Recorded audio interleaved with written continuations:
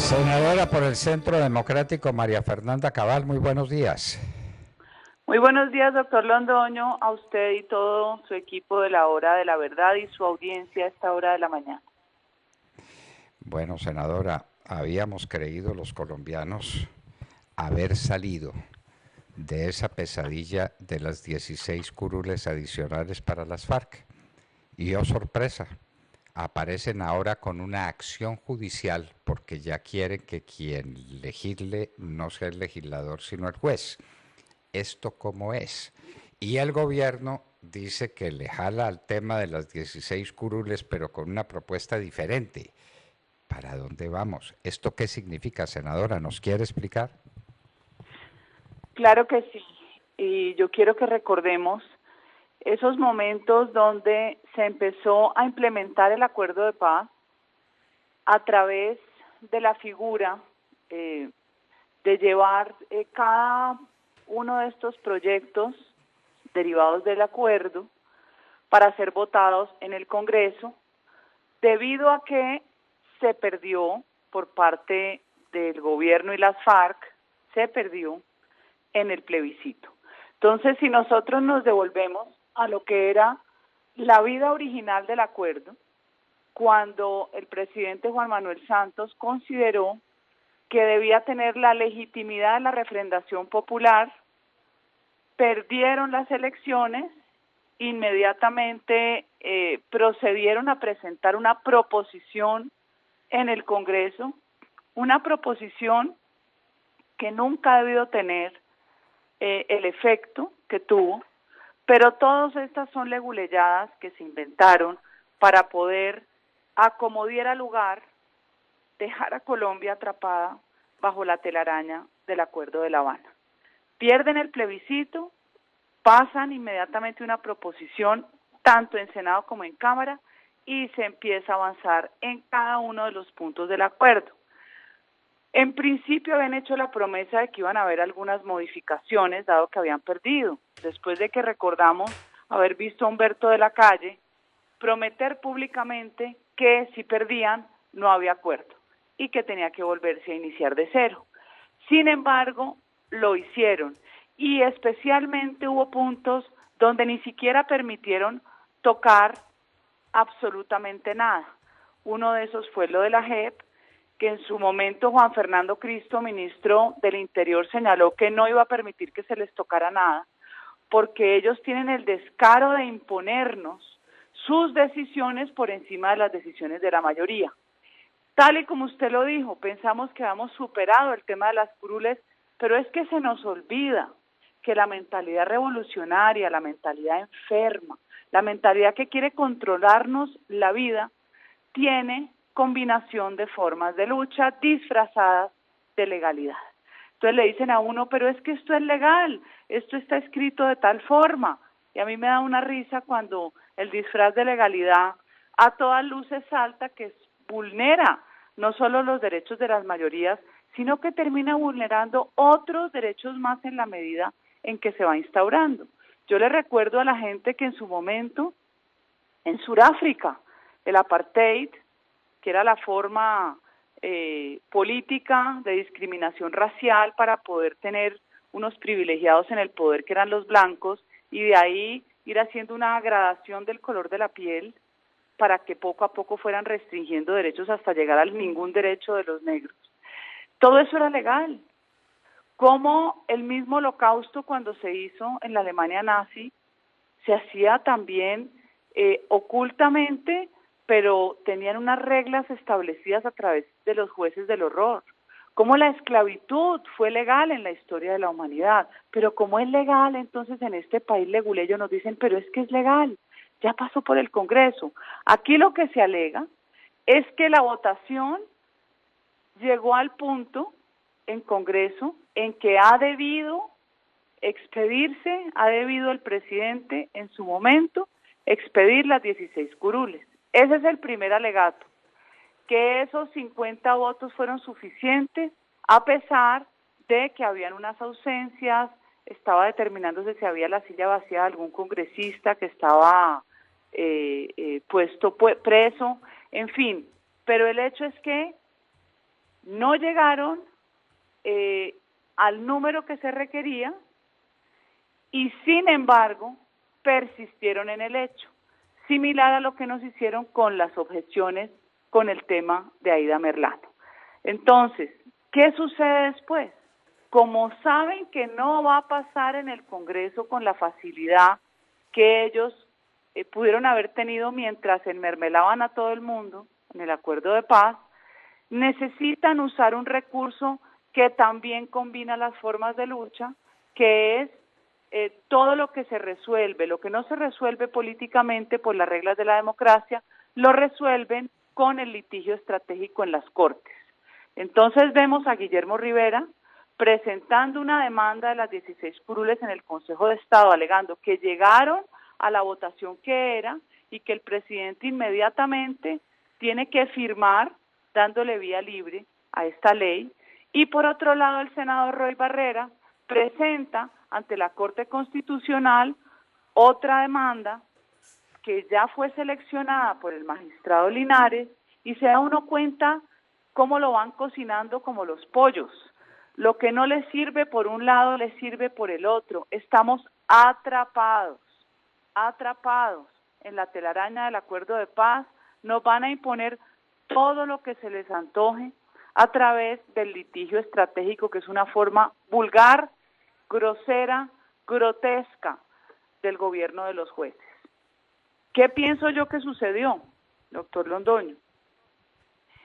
Que el gobierno se anticipa porque debe recibir información que va a salir positivamente, o por un lado lo del Consejo de Estado, pero no hay certeza, porque si no, no entiendo el afán de Roy Barreras de presentarlo también en la Corte Constitucional y a sorpresa la seleccionan.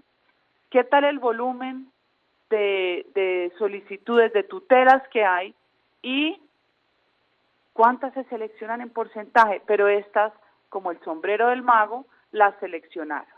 ¿Qué es lo grave de todo esto? Que lo vamos a repetir 1000 veces. Las circunscripciones electorales de paz están en 167 municipios de Colombia. 167 municipios que se recogen en 16 circunscripciones. Si ustedes cogen el mapa y ven la división territorial de esas circunscripciones, se van a dar cuenta que en 76% hay cultivos ilícitos, en por lo menos un 80% o más hay minería ilegal. Donde hay corredores de cultivos ilícitos y de minería ilegal, hay tráfico de armas, porque la criminalidad utiliza los mismos canales de tránsito, los mismos corredores, hay trata de personas. Entonces, para una ruta se saca una cosa y para la misma ruta se ingresa otra dentro de ese canal del mercado negro, que es el mercado de todas las conductas criminales que se surten en ese territorio.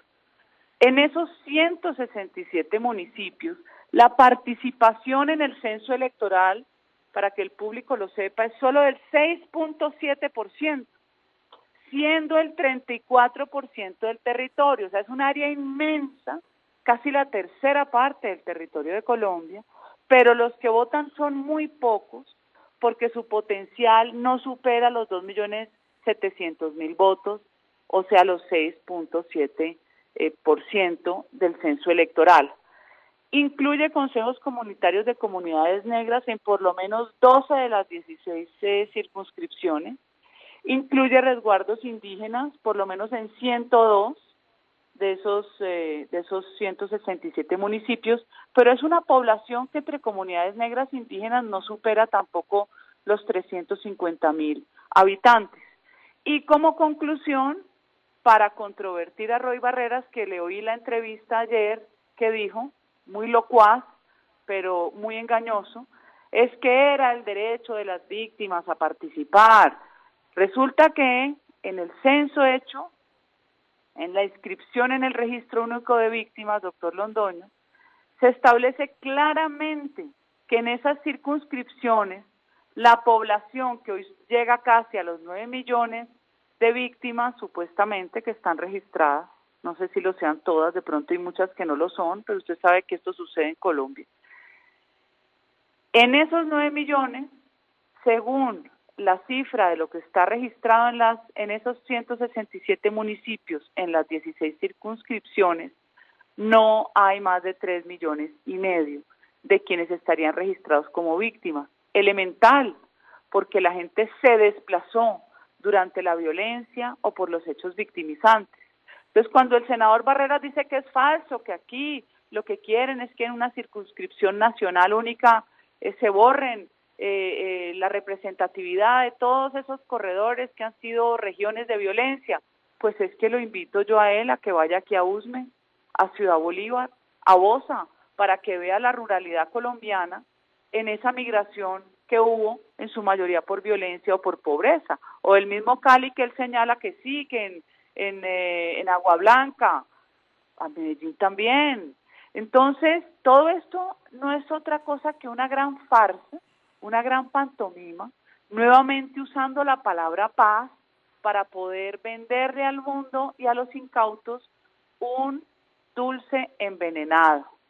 En esos municipios, doctor Londoño, estableció la MOE, la Misión de Observación Electoral de la OEA, que en 2016-2017, en los más de 400 hechos de violencia, se registraron en una gran parte, en 167 de los municipios donde están esas circunscripciones. Óigame esa locura. Y especialmente se concentraron en Valle, Cauca y Nariño, la mayoría de esos hechos, 2016-2017. Habría que ver cómo es la conducta ahora, 2018-2019. El hecho es que el gobierno se anticipa, anuncia que va a presentar un acto legislativo, que lo va a hacer en circunscripción nacional. En eso estamos de acuerdo, en que una circunscripción nacional tiene más representatividad, pero nuestro enorme temor es que el gobierno no controla las mayorías del Congreso, porque desde el principio pensó que haciendo una especie de asepsia, no metiéndose, no involucrándose, iba a ser el mejor gobierno del mundo, con una gran ingenuidad de querer gobernar sin política en un país tan conflictivo y tan polarizado. Entonces tenemos una nueva amenaza para la estabilidad democrática, tenemos una nueva telaraña donde seguimos atrapados y ya estamos notificados para saber qué vamos a hacer. Uno de los temas de esa circunscripción es que son 16 representantes adicionales, cuando estamos haciendo un esfuerzo por reducir el tamaño del Congreso. Ya se hizo en el referendo del 2002-2003, cuando el pueblo aprobó esa reducción del Congreso. Es excesivamente grande. 16 curules más. Obviamente 16 curules para las FARC. No queda sobre eso pocas dudas. Entonces, ¿para dónde vamos? Pero el gobierno también tiene su proyecto. Entonces es proyecto sobre proyecto. Es un duelo de espadachines, cada uno con su propio proyecto. Ese proyecto del gobierno nacional ha sido consultado con el Centro Democrático, tiene el respaldo de las mayorías del partido. No, cuando se hizo el anuncio cayó muy mal en la bancada, precisamente porque no se nos comunica. Si hubiera una comunicación inicial, pues uno por lo menos tiene la claridad de cuál es la realidad de un proyecto que ellos están presentando y uno decide dentro de su juicio crítico si lo apoya o no lo apoya, pero nos enteramos fue por las redes sociales. Yo reaccioné en mi Twitter, sé que otros lo hicieron, incluso lo hizo Rafael Nieto, que fue precandidato también.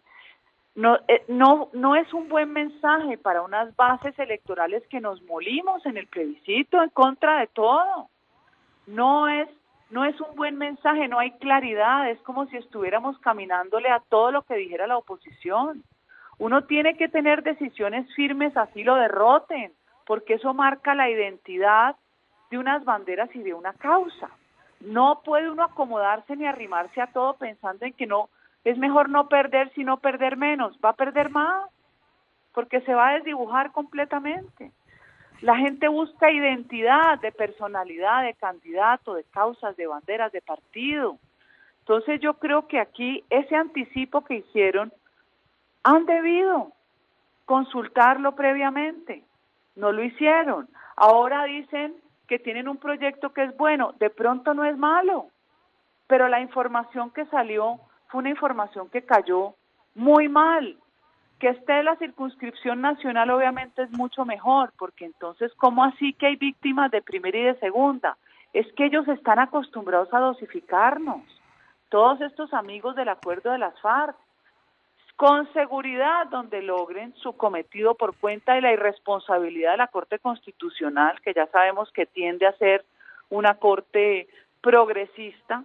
Recuerde que eso lo hemos hablado 2 veces, que es el cuento del nuevo derecho, que significa cómo cada cual interpreta la norma como se le da la gana, por encima del texto, ¿no? Según su feeling, su sentimiento y su inclinación ideológica, lo que contamina completamente un desarrollo constitucional en la norma. Entonces, que sean menos, no van a ser más crueles porque van a estar adentro. Eso también es mejor a que haya 16 más. Pero yo le aseguro, doctor Londoño, que la mezquindad de quienes promueven esto, que además debe haber un incentivo adicional, esto no es gratis. Las FARC tienen todo el dinero del mundo, las FARC van a seguir aceitando la política. Todas estas marchas sabemos que vienen patrocinadas por cerebros ideológicos de aquí y de afuera. Esto no es gratuito. Entonces ahora nos trasladamos al plano electoral con 16 circunscripciones disque para las víctimas. Estamos en un momento muy crítico, porque por un lado tenemos todo lo que es el litigio estratégico en las Cortes, y por otro lado, unos tales voceros disque de la sociedad civil, que lo suplantan a usted, me suplantan a mí, que son los voceros del paro, que ya pasaron creo que de 13 solicitudes que tenían o peticiones a 100, y después pasarán a 1000, y después a 5000, porque esa es la manera que ellos tienen más divertida de poder atrapar un gobierno y anarquizar un país.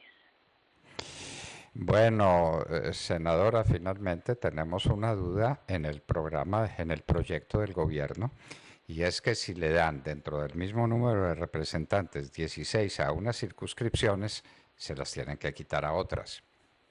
La matemática es implacable. ¿A quién le van a quitar los 16 representantes?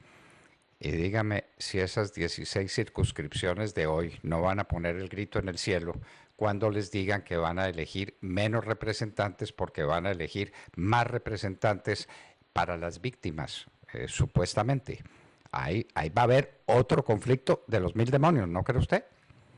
Es que siempre va a haber conflicto, porque es una figura que está superpuesta. Es una figura inventada para poder las FARC controlar aún más representatividad en el Congreso. Ellos necesitan disfrazar de legalidad su objetivo final, que no cambia. Ellos son inamovibles. Su objetivo final es la subversión. Subversión es llegar a subvertir el orden constitucional. Ellos siguen con su revolución, que ahora no tiene la intensidad de la lucha armada, sino que tiene una intensidad, por decirlo, es una revolución de baja intensidad, donde se siguen combinando formas de lucha disfrazadas de paz y de legalidad. Y con harto dinero, con el negocio más próspero del mundo después del petróleo, que es el negocio de la cocaína. Bueno, senadora, muchísimas gracias por estar con nosotros en la hora de la verdad y por tratar de explicarnos este enredo que es inexplicable. María Fernanda Cabal, muchísimas gracias. Gracias, doctor Londoño.